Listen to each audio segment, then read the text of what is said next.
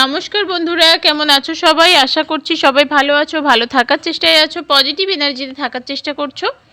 আমি আজ আবারও চলে আসলাম তোমাদের জন্য একটা নতুন রিডিং নিয়ে। প্রথমেই বলে রাখি, এটা পুরোপুরি একটা জেনারেল টাইমলেস রিডিং। এই রিডিং তোমরা যখন দেখবে, যে সময় দেখবে, ঠিক সেই সময় থেকে তোমাদের সাথে রেজনেট করতে শুরু করে দেবে। আর যেহেতু এটা জেনারেল রিডিং, সেই কারণে এই রিডিং প্রত্যেকের সাথে 100% ম্যাচ করবে না, এটাই স্বাভাবিক।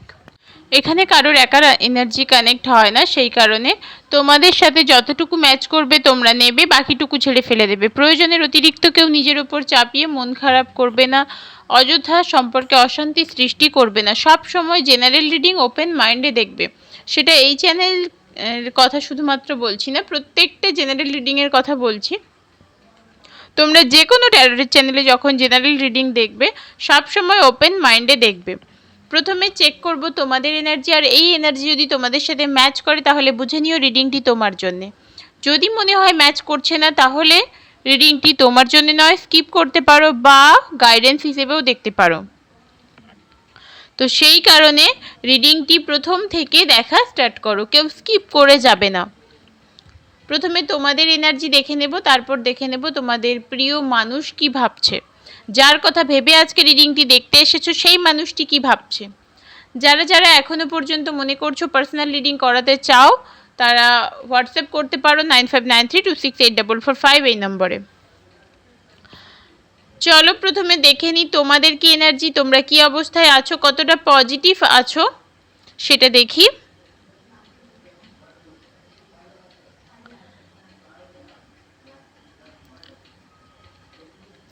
তোমরা আগের থেকে অনেকটাই পজিটিভ হওয়ার চেষ্টা করছো।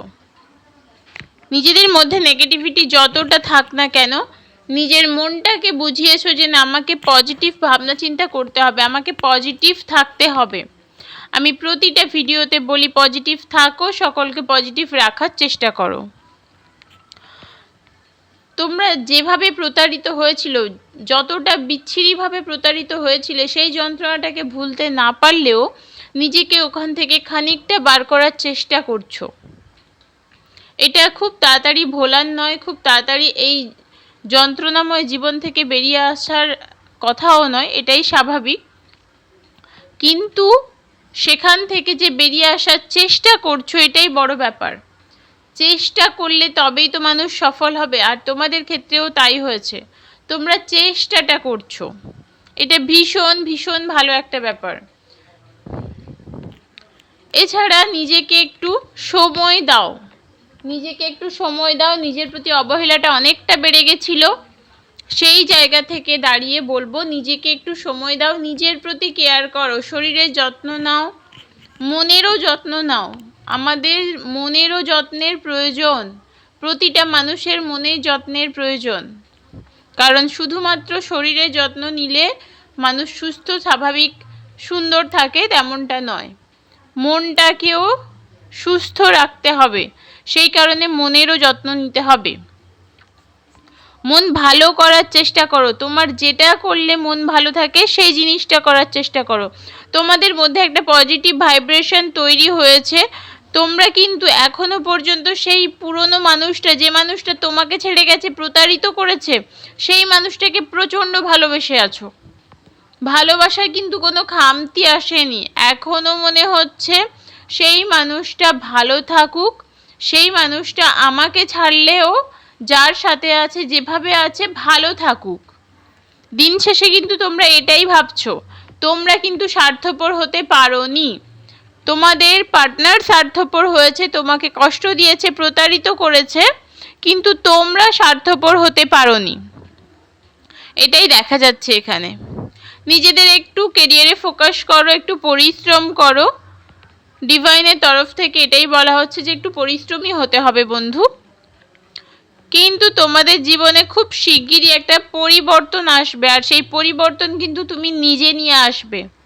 হতে পারে ভালো কোনো জব পেয়ে গেলে, যে জিনিসটার জন্য তুমি এতদিন অপেক্ষা করছিলে সেই জিনিসটা তোমার হাতে চলে আসলো, তার ফলে তোমার মন ভীষণ ভালো হয়ে গেল এবং তুমি ভীষণ হ্যাপি হয়ে গেলে।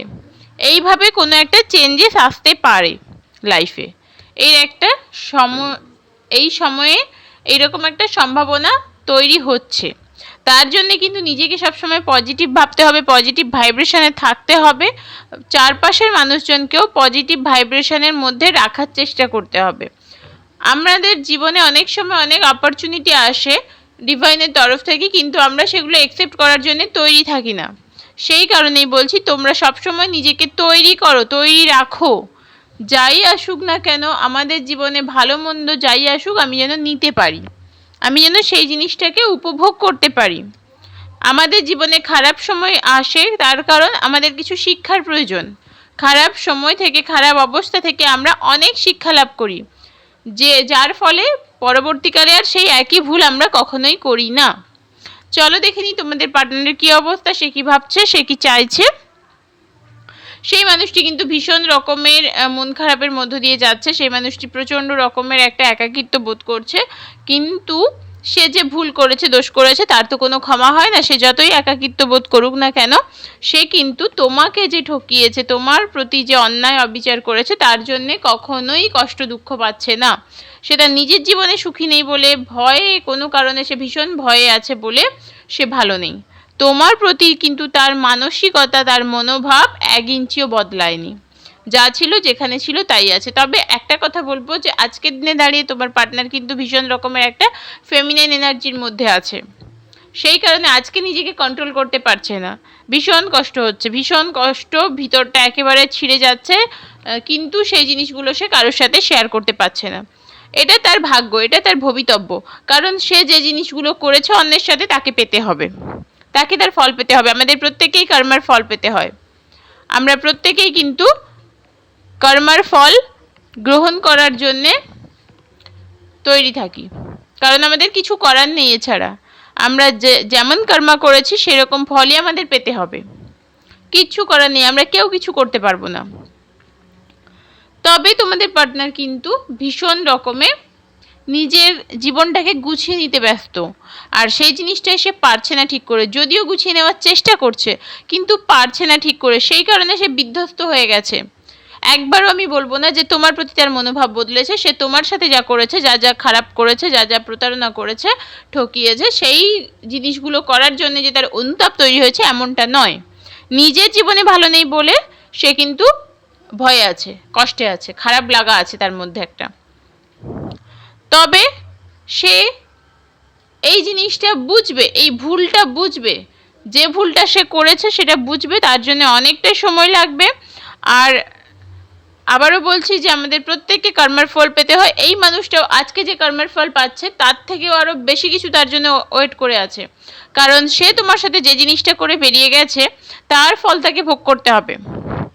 তার জীবনে এখন সময়টা ভীষণ ভালো যে তা নয়, তবে সামনের দিন তার জীবনে ভালো সময় আসবে, তার মনে শুভ বুদ্ধির উদয় হবে, সে কিন্তু ভালো চিন্তাভাবনা করবে। ঠিক সেই সময় সে বুঝতে পারবে যে সে ভুল করেছে, তখন সে অনুতপ্ত হবে, তখন সে নিজেকে ক্ষমা করতে পারবে না। কিন্তু নিজেকে ক্ষমা করতে না পারলেও সে তোমার কাছে এসে ভুল স্বীকার করতে চাইবে না, কারণ এই মানুষটা নিজেকে না প্রচণ্ড উচ্চ কিছু একটা ভাবে। সে খুব উচ্চ স্তরের ব্যক্তি নিজেকে ভাবে, তার প্রচণ্ড রকমের মান সম্মান, প্রচণ্ড রকমের একটা ইগো কাজ করে। সে কিন্তু নিজেকে কখনোই ছোট করতে চায় না, কখনোই সে নিজেকে ছোট করতে চায় না। আর ভীষণ এনজয় করতে ভালোবাসে, সব কিছুকে এনজয় করে, বর্তমানকে নিয়ে বাঁচতে ভালোবাসে। ভবিষ্যতের কথা বিশেষ ভাবনা আসে তার মাথায় এরকম নয়, ভীষণ বর্তমানকে নিয়ে বাঁচতে ভালোবাসে সে। বর্তমান তার কাছে অনেক বেশি ইম্পর্টেন্ট, এরকমই একটা তার ধ্যান ধারণা যে এনজয় করব, লাইফটাকে এনজয় করেই কাটিয়ে দেব, ভবিষ্যতে কি হবে, কি হবার আছে, সে এত কিছু আমার জানার প্রয়োজন নেই, যা হবে দেখা যাবে, এরকম একটা ব্যাপার। তবে এই মানুষটাকে কর্মের ফল পেতে হবে। আমি আবারও বলবো 100% এই মানুষটাকে কর্মের ফল পেতে হবে, কারণ তার আজকের দিনে যা অবস্থা, আজকের দিনে যা চিন্তাভাবনা, যা এনার্জি, সেখান থেকে দাঁড়িয়ে বলবো সেই সময়টা কিন্তু খুব দেরি নেই, খুব শিগগিরই তাকে কর্মের ফল পেতে হবে, সময় এসে গেছে। সেই কারণে তোমাকে বলবো যে তুমি প্রচণ্ড রকমের পজিটিভ চিন্তাভাবনা করো, নিজের জীবনটাকে একদম পজিটিভিটি দিয়ে মুড়ে দাও, এই মানুষটিকে কর্মের ফল পেতে দাও, তবে গিয়ে এর শিক্ষা হবে। যাদের সাথে রেজনেট করেছে তারা অবশ্যই কমেন্ট করে জানিও।